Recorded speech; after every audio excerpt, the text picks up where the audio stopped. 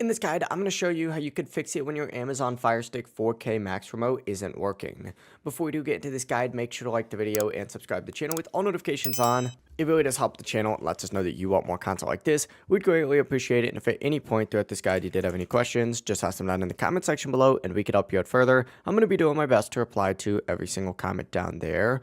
First things first, what you're going to want to do though is make sure that you are on the right set of batteries. You might want to use a fresh set of batteries as well. From here, go ahead and just press and hold down on the home button remote for about 10 to 15 seconds to see if that remote connects. You could also try pressing it multiple times just in case to see if it responds. Sometimes it can be a little bit finicky. If that doesn't work though, unplug your Firestick 4K Max from the power source and press and hold down on the menu button, the back button, and the left button all together for about 15 seconds on your remote. Whenever you've done that, go ahead and flip the remote over and remove the batteries and plug your Firestick back into power and let it turn back on. Once that Firestick boots back up, put the batteries back into your remote, flip it back over and press and hold down on the home button again for about 15 seconds until the light up at the very top starts flashing. You may see different colors like blue or orange. Sometimes the remote can seem unresponsive during this process, so don't worry. If it doesn't connect right away, press and hold that power button and the home button down again, and try pressing the home button a few times until it reconnects. These remotes, once again, can be a little finicky,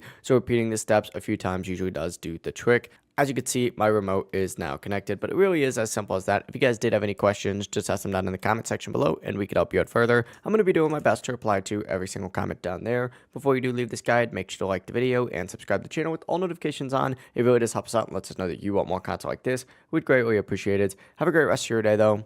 Peace.